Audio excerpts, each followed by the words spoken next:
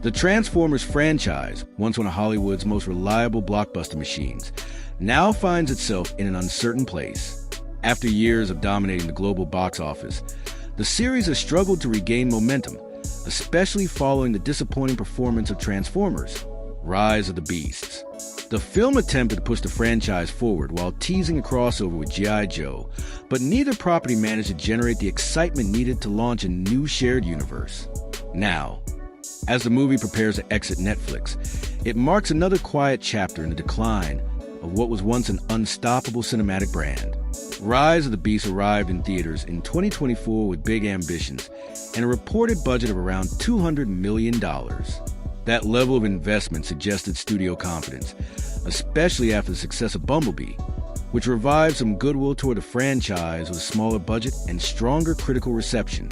However, that confidence did not translate into results. Rise of the Beast ended its theatrical run with roughly $440 million worldwide, a number that might look respectable on paper, but fell short for a tentpole production of that scale. In contrast, even the poorly received Transformers: The Last Knight earned over $600 million globally, showing just how far the franchise's commercial power had fallen. Critical response to the film was similarly lukewarm. While some viewers appreciated the human characters and emotional beats, the overall reception failed to match the enthusiasm that greeted Bumblebee. The movie struggled to stand out in a crowded blockbuster market and did little to convince skeptics that Transformers had truly found a new creative direction.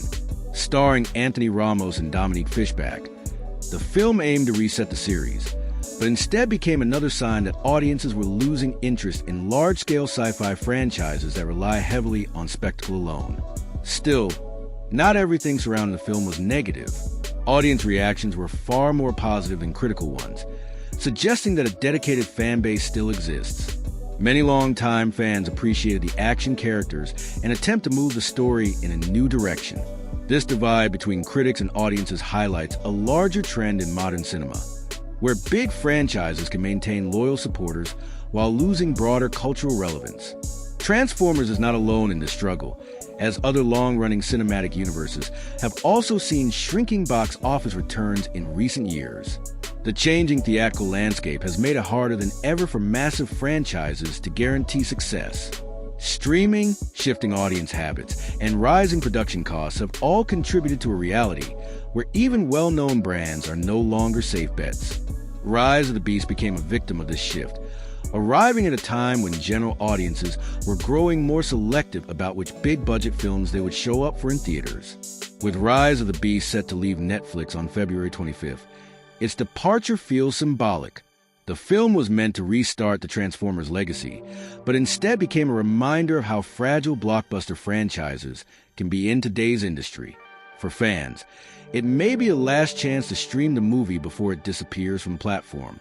For the franchise itself, it stands as a turning point that shows just how much the landscape has changed since Transformers first rolled out in 2007 and ruled the box office.